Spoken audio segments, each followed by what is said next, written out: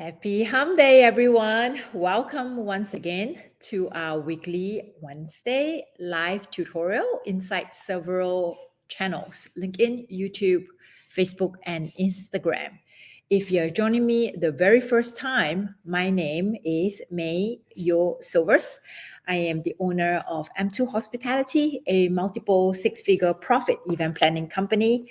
I'm also the founder, event mentor, and coach for Events for Anyone, where we provide a mentorship program called the Unstoppable Eventrepreneur to help event planners, designers, and decorators to start and grow their events business into a multiple six-figure profit business, just like my own company. So today we are going to talk about this one skill that you as a planner, designer, or a decorator must learn and must know and must implement for every single one of your events in order to first make profit, second, protect your reputation, and third, to develop a brand and also a relationship with your vendors and also your clients, where they will continuously come to you for their events or to refer you for to other vendors to hire you for their event. What is this one skill? Okay, what is this one skill that you must have? This one skill is not some mysterious silver bullet skill that people are keeping close to their chest and not sharing with you. It is something that is very simple and is staring you right in the face. The skill is understanding how long it takes for the event to be set up to the vision of the client. Yes, it's not as sexy as you think. The skill that you must have is to truly understand how long it takes to execute the event at the day of the event. That means when you're already on site, how long it takes for you as a designer or decorator, or you as a planner, your vendors, how long does it take for the vendors that you as a planner or the clients have hired these vendors for them to execute this event? Okay, now why am I talking about such a boring topic today? Who wants to learn about how long does it take to set up a table? How long does it take to set up a backdrop? So I'm going to ask this question, okay? Quite a few of you are online with me. How many of you has worked, okay, or how many of you had previously worked at an event, regardless what capacity you are, that designer, decorator, whatever, okay? How many of you had worked in the event in the past where you did not have enough time to complete your setup the way you want to set up, or you felt rushed to do the setup, okay, because there was not enough time for you to load in and set up the way that you want to get it done, not to feel rushed, okay? How many of you have had situation like this where your venue did not give you enough time to set up? Okay, so everything has to be rushed. I can tell you that I have experienced that many, many times. And this happens, okay? This happens when, number one, okay? This happens when, number one, the client did not use a planner and the client contract the venue directly, okay? So the client contract the venue directly, and the client is not a planner. The client has no idea what it entails to execute an event. So the client says that I want to have a party, okay? and I want to have a birthday celebration or a retirement party, okay, or employee appreciation event or a baby shower, whatever, okay?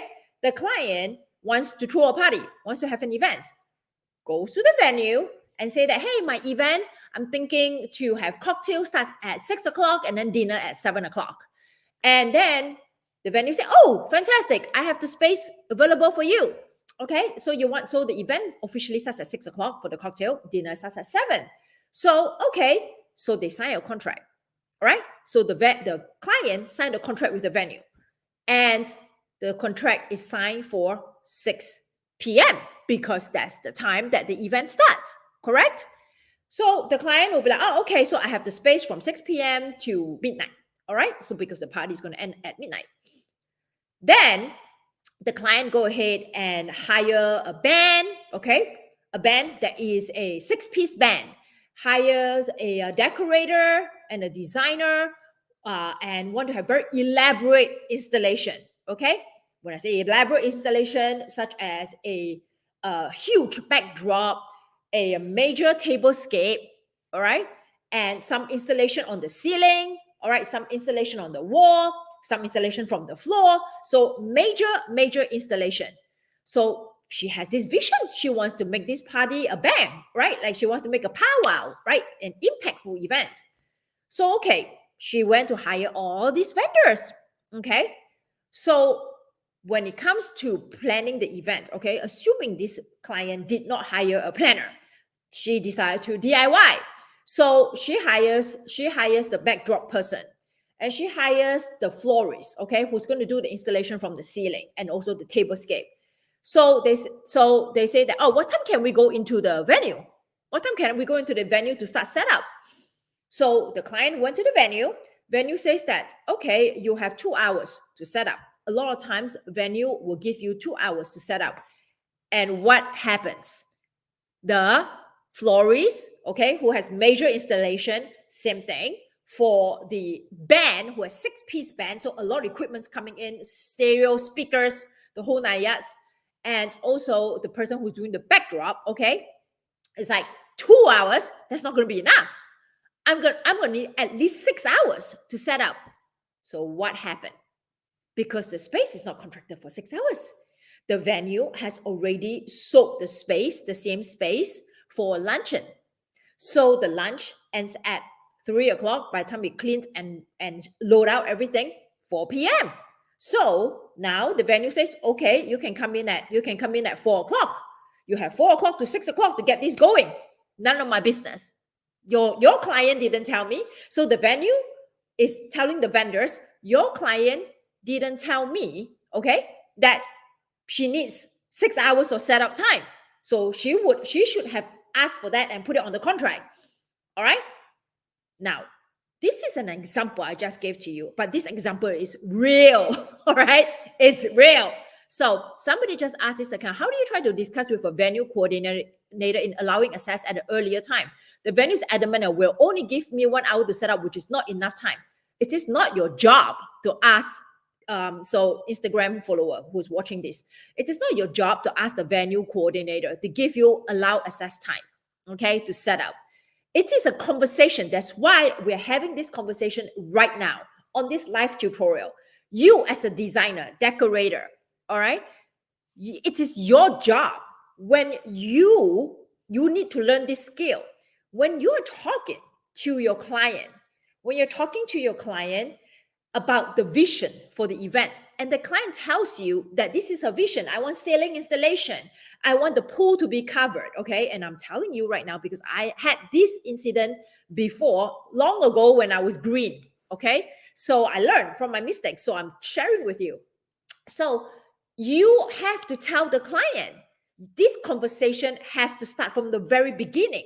If the client comes to you after they secure the venue and say that, hey, I want to do a ceiling installation, I want to have this elaborate backdrop, I want to have this elaborate tablescape, you can do all that because you have the talent. But the next question you have to ask is, have you secured the venue? And the client says, yes, I've already secured the venue. And before you even quote the client how much your service is going to be, you have to find out from the client, what time did you block your space for? And if she says, my contract is from 6 p.m. to 6 p.m. to midnight, so my event starts at 6 o'clock. And your next question should be, did you tell the venue that you need setup time? Was setup time blocked?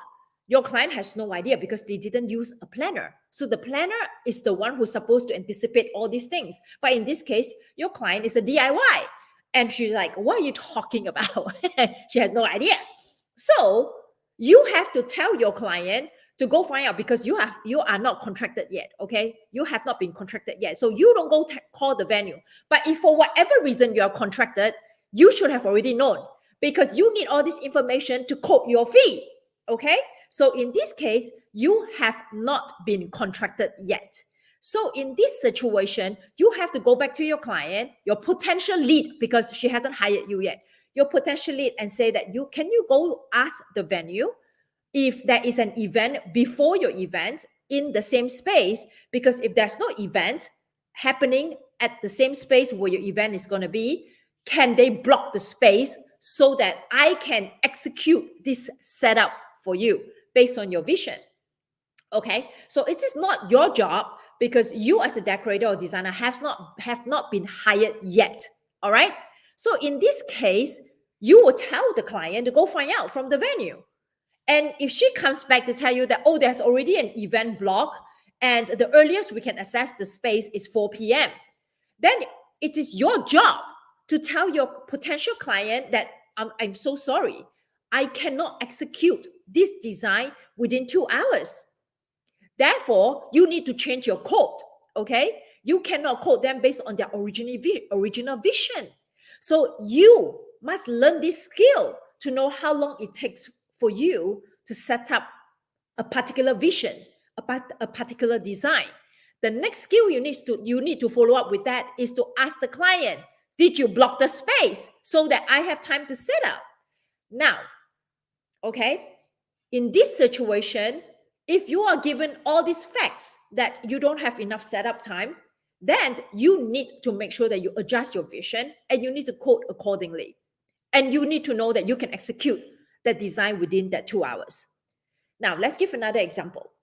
The client has not secured the venue yet, and they come to you, and they want to have this vision, and you said that this vision is going to take 6 hours to execute, okay? 6 hours to execute. So you need to advise the client, all right? You need to advise the client, when you block the space, you need to tell them that you need 6 hours to set up. If your event starts at 6 p.m., that means the room must be show ready by 5:30. That means you need to have the access to the room at 10:30. That gives you 6 hours of setup time. Now, what is the problem here? What could be the potential challenge when you require such a long setup time based on the client's vision? The challenge here will be, the venue will tell the client, I can give you this access guaranteed, okay, on the contract. I can give you this access at 10:30 a.m. But if you are a venue owner, listen up, okay? If you're following me and you're a venue owner, listen up. If you are the venue owner and you are sacrificing your space from 10:30 to basically 6 o'clock, right? You cannot book a breakfast event unless the breakfast ends very early at 10 o'clock. So a lot of times you probably cannot book a breakfast event. You potentially sacrifice a breakfast venue, and you definitely cannot book a lunch event. So you potentially lose 2 bookings. So how do you make up? You charge a room rental. So now you, as a designer, you need these 6 hours. The venue, I need to make the revenue. So now who's in the middle? The client is in the middle. So the client is in conflict. In order to allow you to execute her vision of the event, you need 6 hours. And in order to do that, the venue will have to charge the client room rental. So this is a conversation, okay? So now, this is a conversation that has to be had before any event, any contract is signed. So I have a comment that says that, okay, so this particular designer or decorator has been hired already, and the client did ask the venue before she was hired, and the client is not the issue. They did tell the venue that you need 4 hours to set up, but the venue is not allowing early access. It is not the venue's problem. I'm going to have to stress on this point. Your client can tell the venue that you need 4 hours access, but the venue is not giving it to you because your client most likely did not contract that 4 hours on the contract. If the client contract the 4 hours on the contract, just like in this case, the event starts at 6 o'clock, and the client tells the venue, my vendor needs 4 hours to access before the event, that means the contract will have to say access for setup from 2 p.m. to 6 p.m. Okay? I guarantee you, most likely, the client did not contract the space. So they can tell the venue all this time. So the venue will be like, so sorry, I have an event before that. Or even if they don't have an event before that, they may allow you the access. They will not tell you that you have the access until 1 week before the event because they want to wait until the very last moment to see if they can sell the space. So you, as a decorator, your job, when you have been hired already, before you even get hired, you should have asked the client, did you block on the contract 4 hours for me to access the room? Did you? So I'm asking you this question. You're watching me on Instagram right now. Did you ask this question? Did you ask the client, did you block 4 hours for us to before the event to access the room to set up? Did you ask this question before you got hired? Okay, so you said that you have already been hired, right? So if you have already been hired and you told the client that you need 4 hours and the client said, okay, let me go tell the venue, and then the venue says, no, you can't get in. The next thing is you can't go to the venue because the venue is not obliged to give the vendor the access space. There you go. You did not ask. So that's why I'm having this conversation now. That's why you need to learn this skill. You need to know when to ask this question. This question has to be asked from the get-go. When you are being hired, okay, you have to ask this question. You want this vision? Fantastic. It's going to take 6 hours to set up. That means you need to contract the space 6 hours before the event starts for me to set up. If you did not, okay, so you told the client you need 4 hours, right? You told the client. Are you assuming that the client has blocked the space 4 hours prior? Did you ask the client?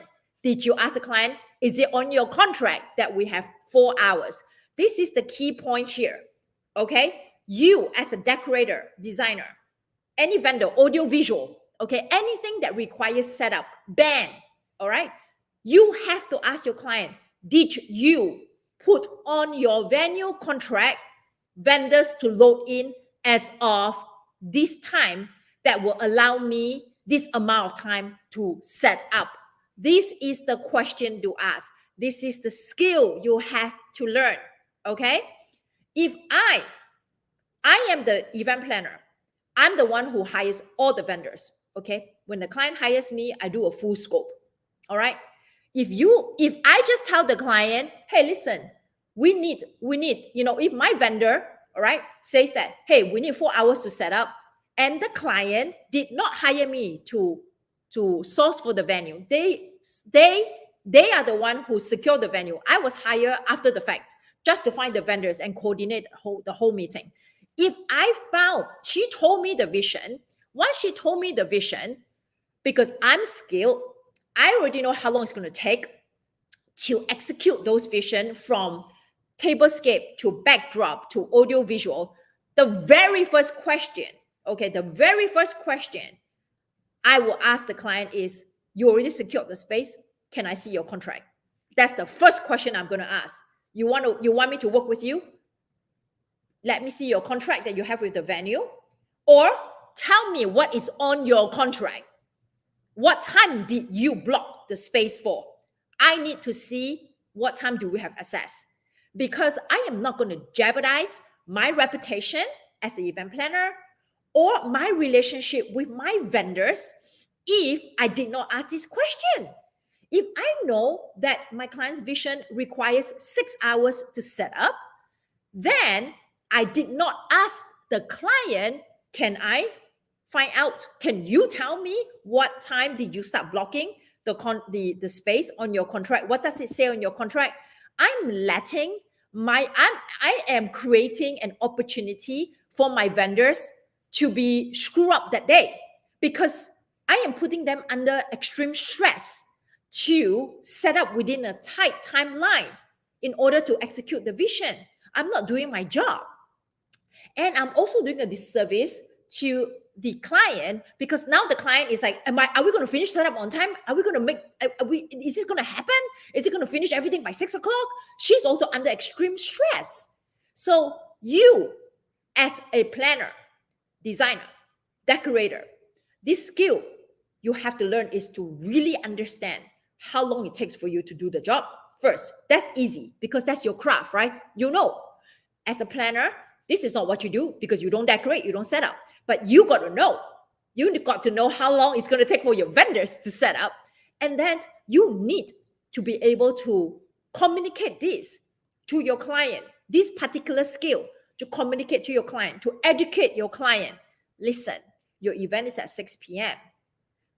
All these vendors that we are going to have to hire to execute this event is going to require 6 hours. All right? From the moment they access the room to the moment we open doors. We need 6 hours. You have already secured the venue. What is the contract? What does the contract say? What time do you contract the space for? That's the question to ask. Okay? Now, in this case, the venue may give the space to you for free, all right, or allow you early access 1 week before the event. You as a venue owner, you should never give any space out for free until at least 1 week before the event, or a little bit earlier if you know that you don't normally get last minute booking 2 weeks out. Then you can give it for free. But don't overcommit, because now you are losing potential revenue, okay? Or you can charge the client a room rental. And you as a planner and a designer, a decorator, whatever capacity you are, especially if you are a planner, you have to educate your client that in order for us to have a seamless setup and a seamless event, this is a cost that needs to be put on your event budget, this room rental. Otherwise, everybody will be working under extreme stress. And if you don't pay the room rental, what's going to happen is all these vendors will have to hire extra labor, okay? You will still get hit a bill. So the bill could be a room rental, or the bill could be labor, an astronomical labor fee, because now they need to have more hands on deck. So they will need to pay regardless. So at the end of the day, a cost is a cost. So I would suggest that you have to have this conversation with your client and educate them. This is something that you should know. This is a technical skill, all right, that you are planning technical skill, logistic skill that you should have. You know how long it's going to take things to happen. And you need to communicate, okay? You got part A down, but you don't have part B. In this case, as I was saying, this Instagram follower was sharing the comment. She told the client, but she got part A correct. I need 4 hours to set up. But she did not ask the client, did you tell the venue that I need 4 hours? Did you tell them before you sign the contract with them?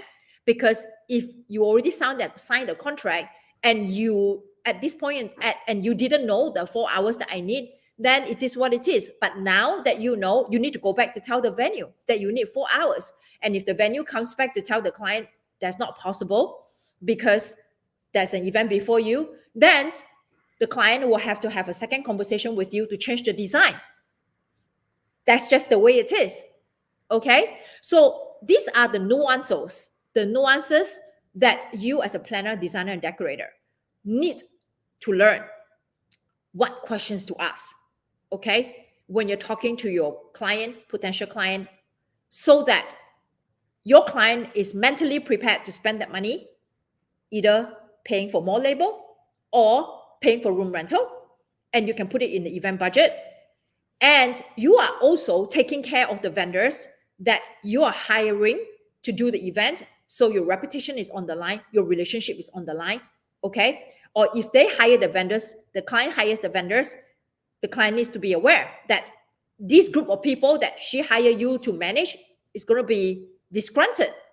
So you got to choose a path that makes you look like a shiny, a shiny armor. Okay, you're there to rescue. So you are there to problem solve. So this problem solving starts from the very, very beginning when you're having this conversation. You get this skill right, your client's going to thank you because they are not going to be hit by an unexpected cost because you have already preempted them to pay for this room rental or to pay for extra labor. Okay, so you are the expert in the field. Your vendors is going to respect you. Your vendors is going to refer you leads because they are going to refer you leads because they know that you know what you're doing. They know that you have their back. So why am I able to still stay in business after 12 years and have vendors work with me since day one? Why? Because I understand this. I have such conversations. I don't blame the venue. I don't blame the venue at all.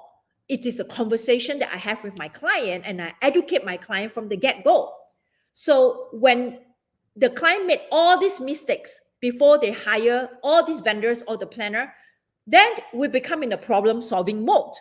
When you're in this kind of situation in a problem-solving mode, then you will have to have a difficult conversation or a different conversation with your client that based on what you just shared with me on your contract, and the venue says that there's no way we can access the space before that because they have another event, we will have to modify the vision for the event.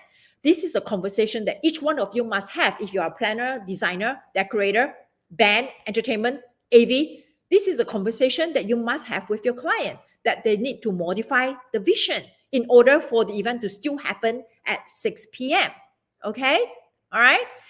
So hopefully today, I've given you enough insight, examples of the things that you have to do and things that you need to avoid in order to have a successful event. Successful event is not just making things look pretty. It is from the very beginning, from the thought process, okay, from the planning, the conversation with all your vendors and to all your clients, to the day of execution, to loading out. So you, as a planner or a designer, decorator, if you want to have longevity in the business, you need to pay attention to such details. This is where how you're going to separate yourself from a sloppy planner, sloppy designer and decorator, and a sloppy vendor. All right. This is where you're going to create a reputation and a name for yourself for you know what you're doing. And this is what you have to educate. Okay. You have to educate and be the problem solver. All right. Okay. Thank you so much, everyone. Thank you for giving me your time. Hopefully you learned something today. And if you want to learn more, I am active on Instagram. Yeah, I'm active on Facebook too. I'm active on Instagram. Make sure you follow me on Instagram to learn more about tips, strategies like this, about my life. Sometimes I go on there and share some tidbits about my personal life, and also about some productivity, motivation, anything business related, events related. Make sure you follow me on my Instagram. So, and please drop my Instagram handle. If you're not following me on Instagram already, you should. So every time I go to a venue, that next week I have a major event in Atlanta. So you can see me posting my stories. Many of you ask like, oh, I don't see many pictures of May's events. Well, because you know what? I don't do many events in 1 year.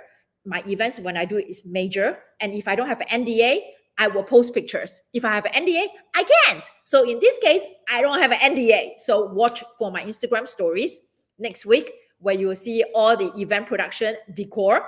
For once, this one, we will actually have an event decor, stage backdrop. And this is where I post all my things. I don't normally post it on my Facebook because my Facebook is very personal to me. But my Facebook business page and also my Instagram, follow me on that. Okay. Thank you so much, everyone. I appreciate you giving me your time today. And next week, because I am away. Okay, next week I'm away again, and don't forget to post it on Instagram. People already follow me, so we don't have to put on Instagram. So next week, as I mentioned, I'll be away. I will not be doing live, all right? But I'll be dropping a video, and I will be talking about room rental, right? Today we talk about room rental, like asking your client to pay room rental. This is something that I normally would not advise, but under certain circumstances, I would advise. So tomorrow, so next week, I'll be talking about this topic, room rental. Room rental is a fee that venue will charge. And when your client is paying someone amount of money, that means they will have less money to pay you. So you want to learn why your client should pay or shouldn't pay room rental. So when you're talking to them as a planner, designer, or decorator, you can speak intelligently and advise them, don't pay room rental or pay room rental. Okay. Thank you so much, everyone. And watch for the video drop next week, Wednesday at 12 p.m. Eastern Time Zone. Bye, everybody. Bye.